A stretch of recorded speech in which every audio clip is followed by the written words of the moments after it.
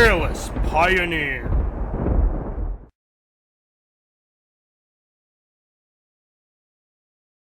Yo, what is going on, guys? EJ here, bringing another Lord of the Rings Rise to War video. Today, guys, we are slowly counting down to Season 3 once again, so I've got another video that's going to help you out.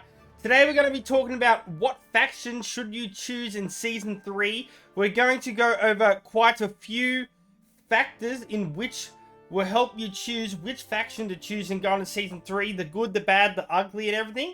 So, we're not going to muck around. And let's get into it. So currently we have 10 factions that we can choose from. With Season 3 coming up, who knows, they could be adding more factions. You never know, we'll have to wait and see. But at the moment we have 10 to choose from, which are LINDON, ARNOR, ANGMAR, ISENGARD, ROHAN, GONDOR, MORDOR, RHUN, EREBOR, and LOTHLORIEN. So our first tip we're going to be going over is what buffs you get when you go certain factions in the game, and then we're going to go over other ones like map location and so forth and so on. So yeah, with the certain buffs, we'll start at the top and we'll go down so it's easier. So if you were to choose Rohan, you get a buff of march speed and you get access to the Marshal special troop. We're going to talk more about the special troops a bit later on in the video, but for the first buff you will get as Rohan, you get army march speed, which is really good. For Gondor, you will get a construction time of -5% of also access to the SWAN Knight.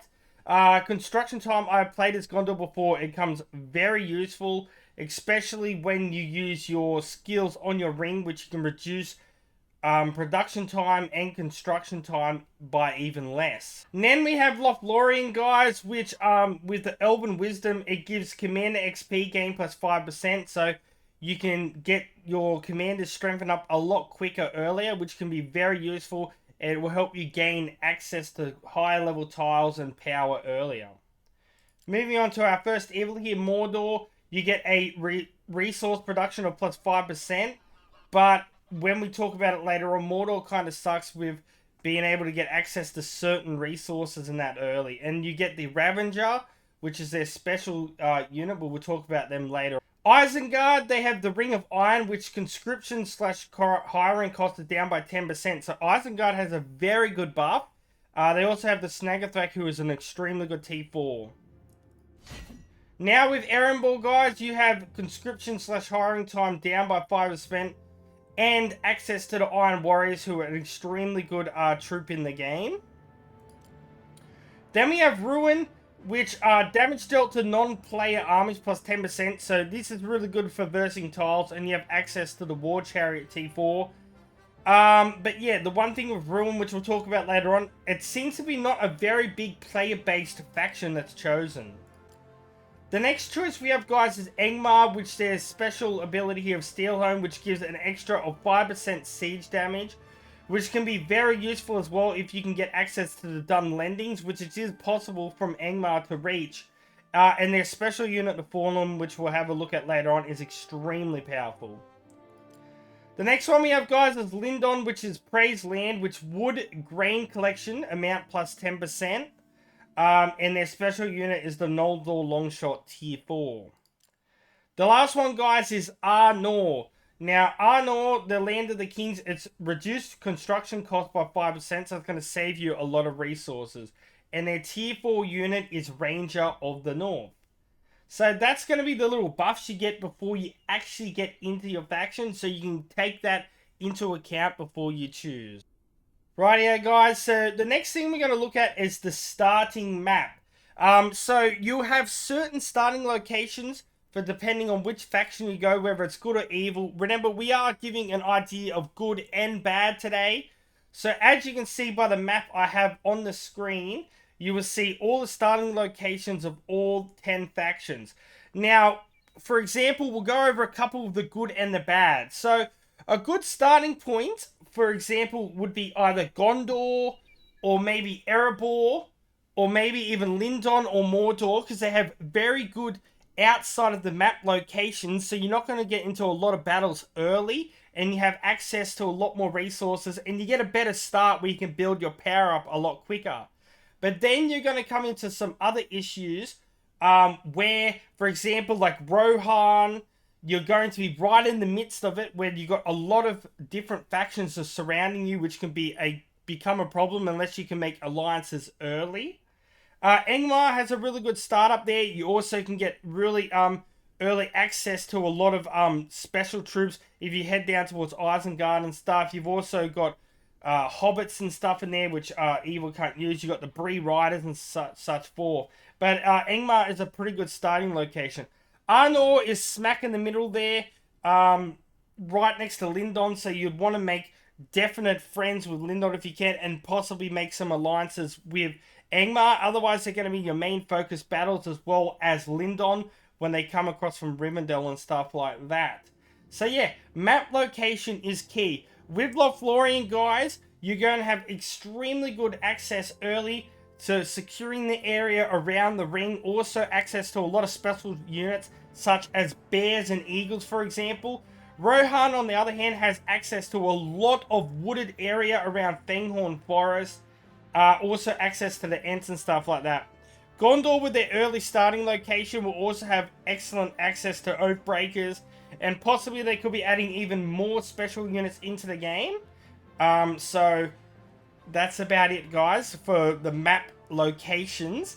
So hopefully that gives you an idea whether you want a nice quiet early start so you can build up power, or you'd want an area where you can gain key access to certain areas and special troops and have access and strength over the map containing areas.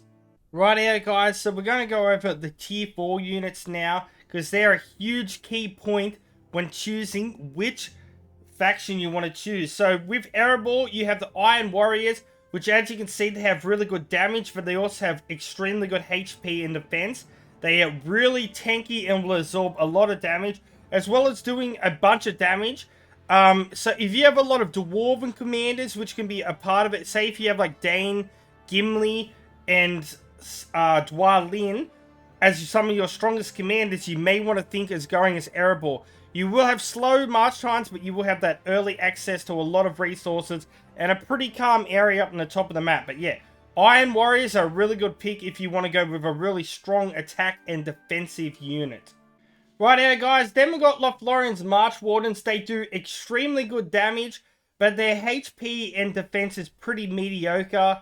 They're pretty decent with speed, and their siege is not too bad. They do cost a lot of wood for conscription, but overall they do a lot of damage, but they can be countered very, very easily against a lot of factions, because they are a ranged unit. And they, like, for example, like Dunedains from Gondor and stuff like that, or any other good faction, can counter the Marsh Wardens extremely well. Then we got the NOLDOR Longshots, guys. They're pretty decent.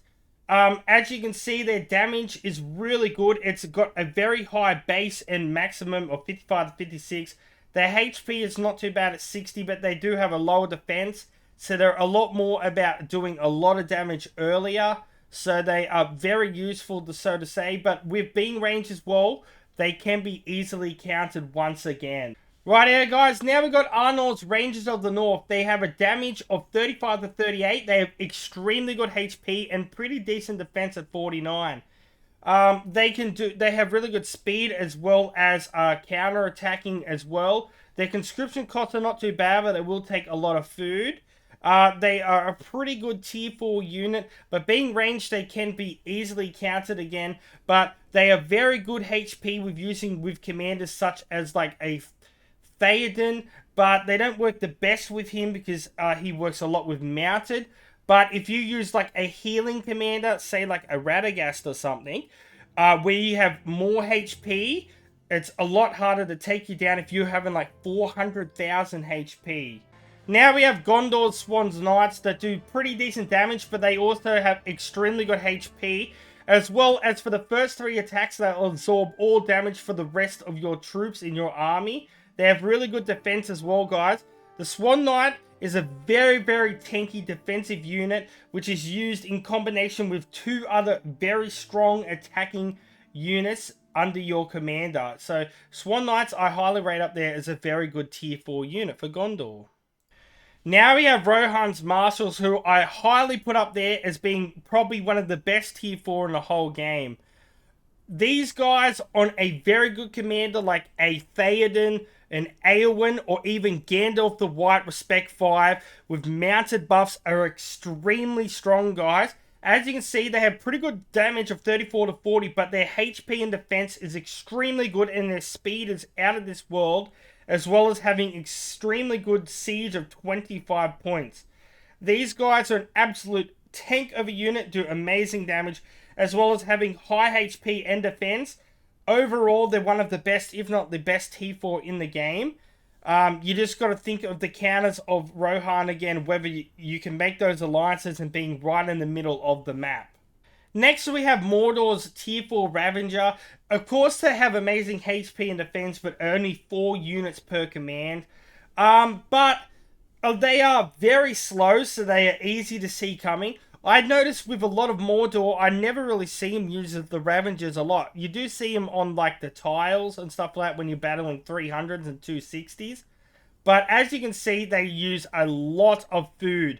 15,200, and they have a 1 hour conscription time per 4. So it's going to take you extremely long to conscript these guys, and they're also extremely slow, and they're going to slow down your march times a lot. But they can be pretty tanky, but they can be countered a lot with some commanders, say like Eowyn and stuff like that, who can do a lot of damage towards large units like we have right here with our Ravenger. Next, we have ISENGARD SNAGA THRAK. Now, these guys have a very high damage rating, but a very big margin of 7 to 67. So you're going to want a commander that can maximize and do the maximum damage of that top level of 67.